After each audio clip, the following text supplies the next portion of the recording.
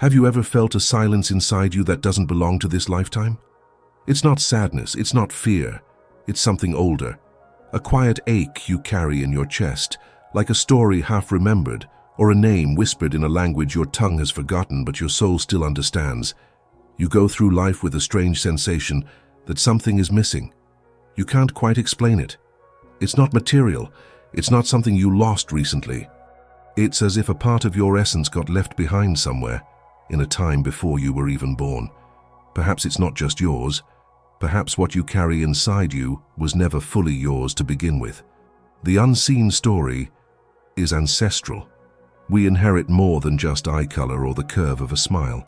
We inherit longings, fears, unfulfilled dreams, unspoken traumas, echoes of laughter and cries from those who came before us. Their lives continue to ripple through us, shaping our choices, our relationships, and our inner world. And yet, we rarely listen. We live as if we are self-made islands, as if the beginning of our story started at birth, but the soul knows otherwise. There are seeds buried deep in our being, planted by grandmothers who sang to the moon, grandfathers who walked through storms, mothers who loved in silence, fathers who broke under weight they couldn't name.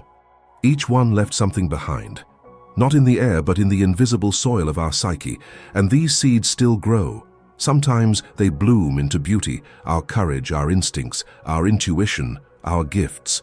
Sometimes they grow into shadows, irrational fears, shame without origin, self-sabotage we can't understand.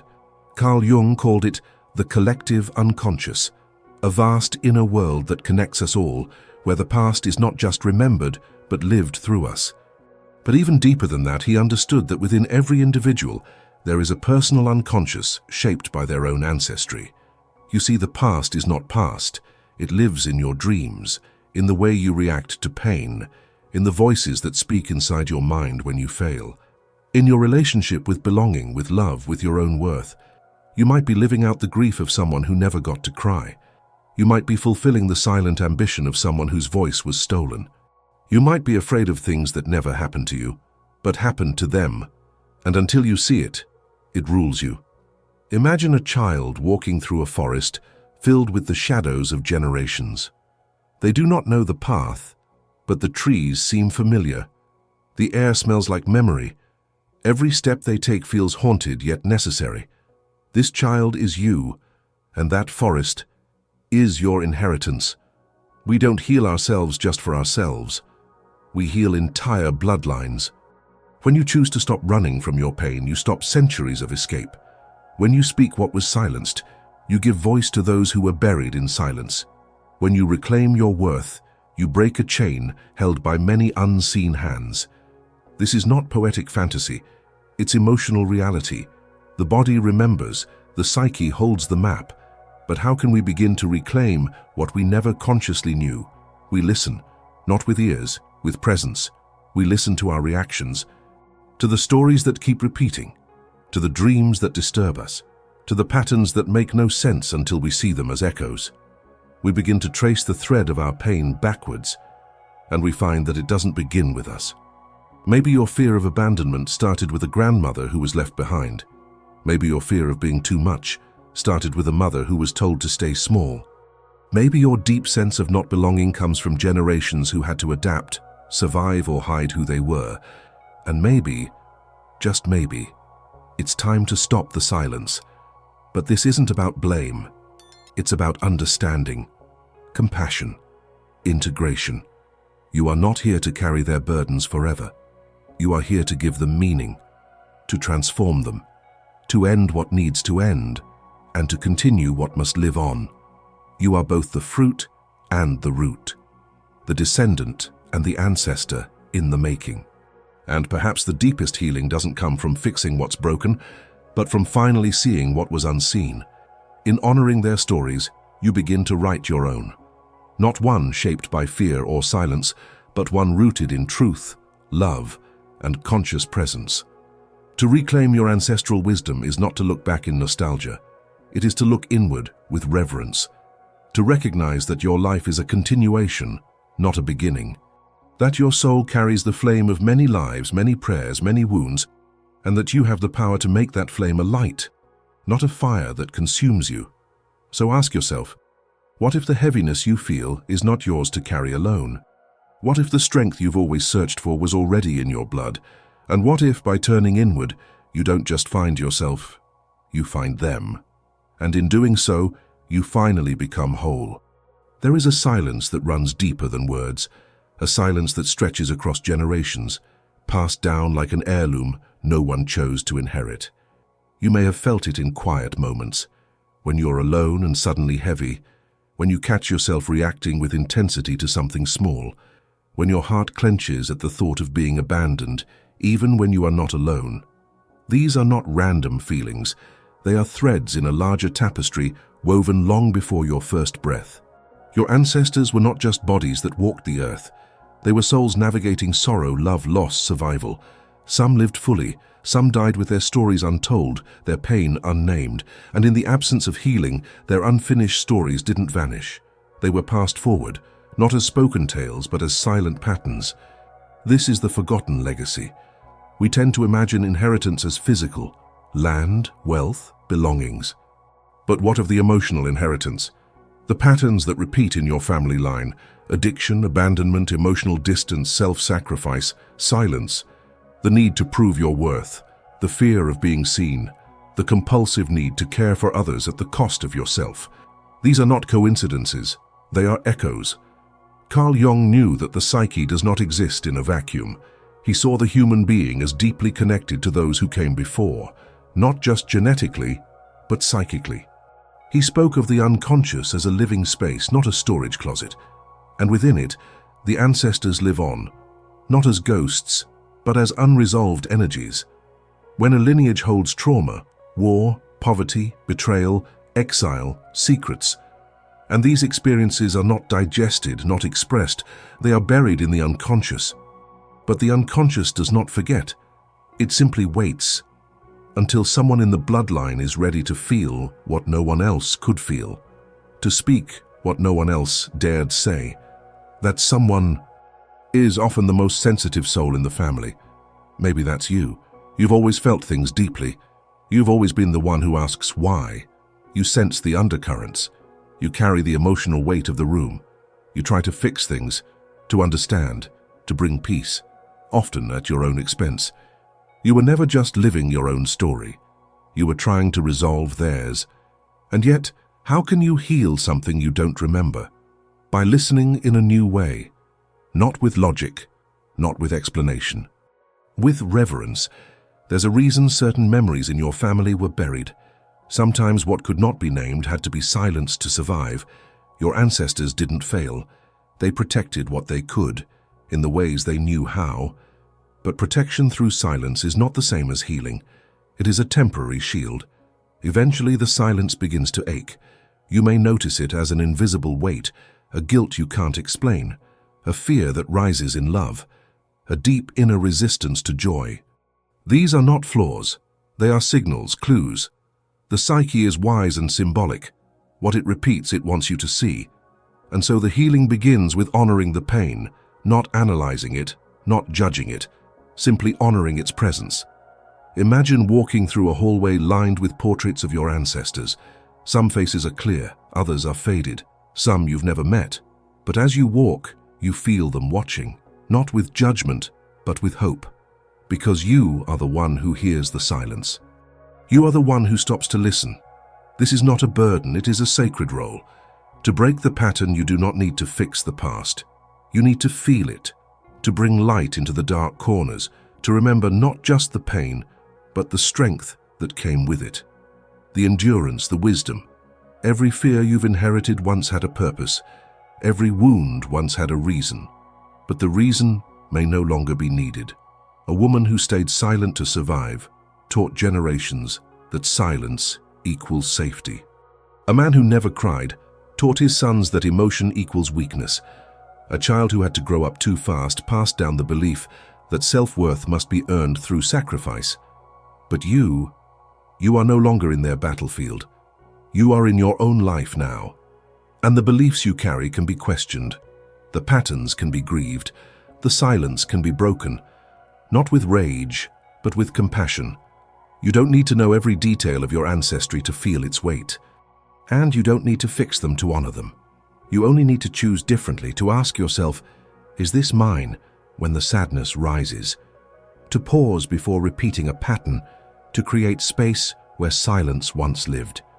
This is how ancestral wisdom begins to return, not in history books but in inner clarity. You will start to notice a shift. That old ache begins to soften. The fear loses its grip. The grief becomes sacred instead of shameful. And something unexpected begins to rise. Strength. Not the strength of resistance, the strength of roots. When you reclaim what was left behind, you are no longer just surviving. You are belonging. You are no longer repeating. You are remembering. And that remembrance does not keep you trapped. It sets you free. You are not alone in your pain. You never were. And when you turn inward with love, the unseen ones gather, not to haunt, but to guide. They are not waiting for perfection. They are waiting for presence. So the next time you feel a heaviness you can't name, do not turn away. Sit with it. Breathe with it. Ask it what it remembers. And in that moment of stillness, you may find that the most ancient parts of you are not broken. They are just waiting to be seen, and finally brought home. There is a place within you that is older than time, a place untouched by words yet full of meaning. It is not your mind, it is not even your heart. It is the soul's memory. The deep sacred chamber where all that you are and all that you came from still lives. This place is where your ancestral wisdom rests. It does not speak in sentences. It speaks in symbols, in dreams, in sensations that arrive without logic. A sudden heaviness in your chest, a recurring dream of a place you've never seen, a deep, inexplicable sorrow when you hear a certain melody. These are not random. These are messages. Your soul remembers what your mind has forgotten. Carl Jung understood this well. He did not see the unconscious as a dark abyss to be feared, but as a living, breathing intelligence, a hidden well of truth. Within it lies not only your personal story, but the stories of those who came before you. This is what he called the collective unconscious, a psychic reservoir shared by all humanity, containing the universal symbols, images, and archetypes that transcend individual experience. But beyond the collective lies a more intimate landscape, your personal unconscious, where your familial and ancestral imprints dwell. The mother's silence, the father's shame, the grandmother's grief, the grandfather's resilience. They live in you as impulses, reactions, and sometimes as voices you mistake for your own. You may think, this is just how I am, but often it's how they were. And unless you bring these patterns to light, you are not truly free. You are a vessel of repetition, not a creator of renewal. To reclaim your ancestral wisdom is to walk into this sacred space within, not as an invader, but as a seeker. Not to fix, to listen, to remember. It begins in stillness, in quiet moments when you are brave enough to turn inward. The world will pull at you, with noise, with distractions, with demands. But the wisdom you seek will not shout. It waits for your silence. And in that silence, images may come. An old tree, a burning house, a child hiding, a path through the fog. Do not dismiss them, they are not meaningless. They are the soul's language, symbolic, emotional, ancient. The unconscious speaks in pictures. That's why dreams feel so strange and powerful. They bypass the rational mind and go straight to the heart of the matter. If you dream of drowning, perhaps someone before you was overwhelmed and never got the chance to breathe. If you dream of a broken voice, perhaps a woman in your lineage was silenced for speaking her truth. If you dream of flight, perhaps there is a calling in you that has long been caged, not by your own doing, but by inherited fear. The images are keys. They unlock doors you didn't know were closed. But opening those doors requires more than curiosity. It requires courage to see what was hidden, to feel what was buried, to name what was never named. This is not therapy in the modern sense. It is soul work, and the soul does not operate in timelines or diagnoses. It operates in symbols, stories, and truth. You may begin to notice synchronicities, small coincidences that feel oddly meaningful. You think of a long-forgotten family member, and someone mentions their name. You feel drawn to a culture or tradition your family never spoke of.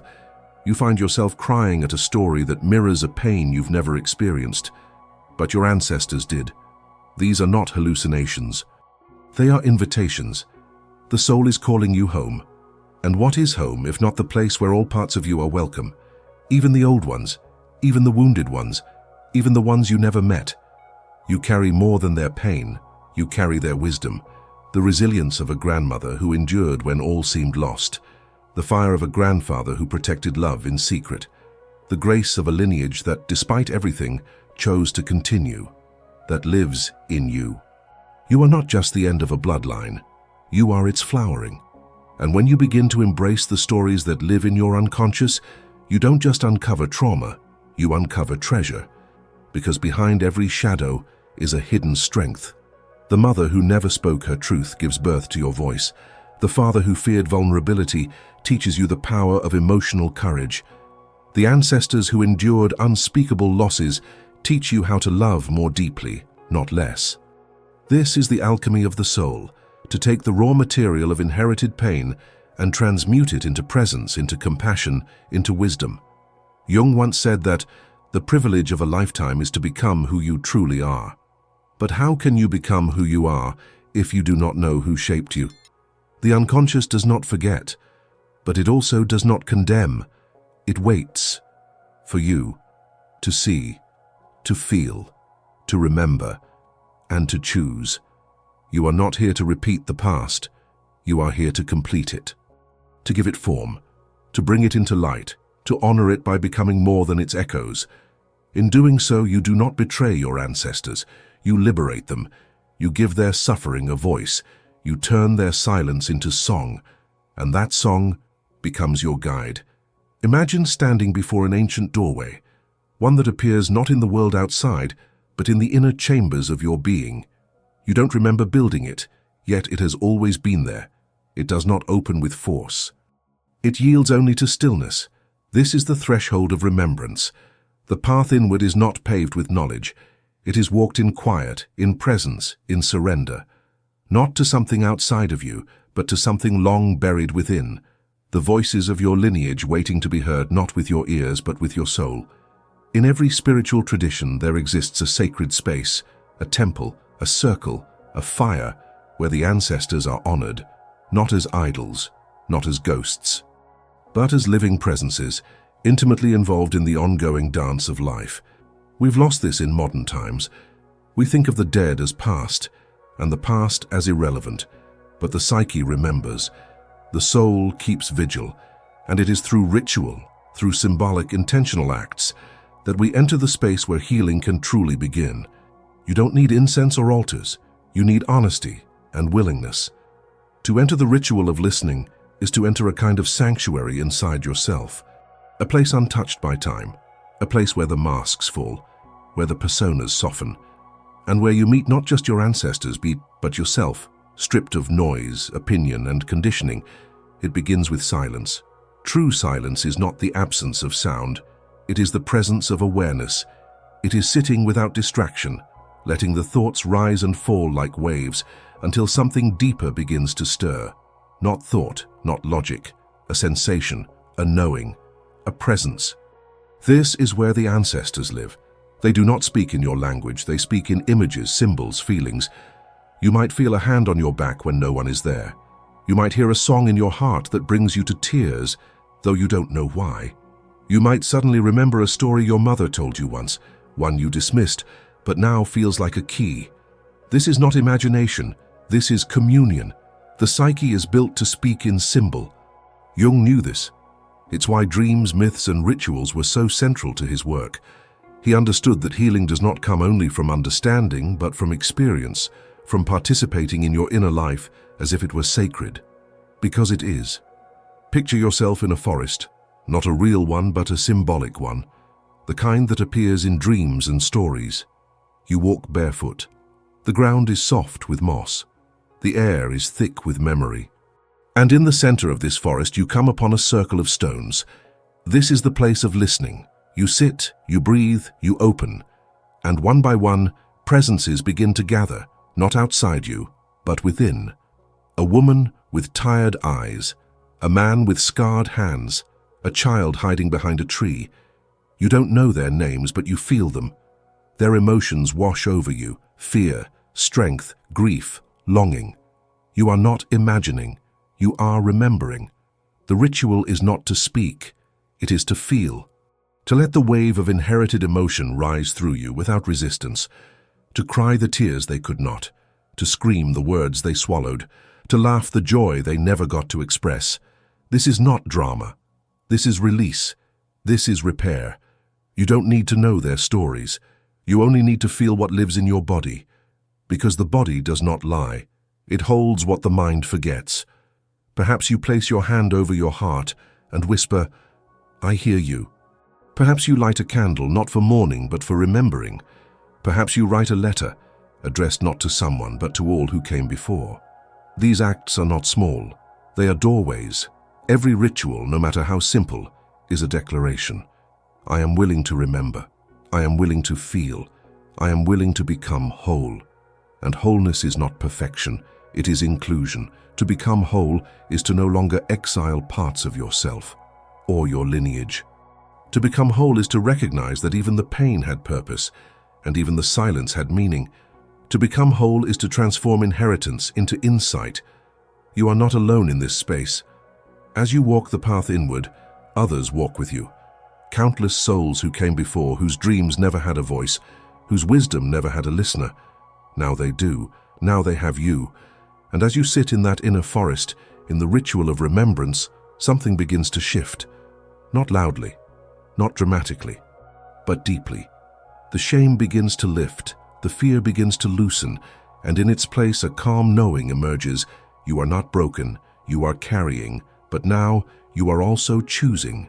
Choosing to stop the cycle, choosing to bless what was, choosing to create what will be. There is no need to rush. The ritual is not a task to complete. It is a relationship to deepen, a sacred intimacy with your own becoming, with your own blood, with your own breath. And when you rise from that inner sanctuary, slowly, gently, you do not leave them behind. You carry them with you, not as burdens, but as roots, strong, deep, nourishing. And with every step forward, you begin to feel it, not the weight of the past,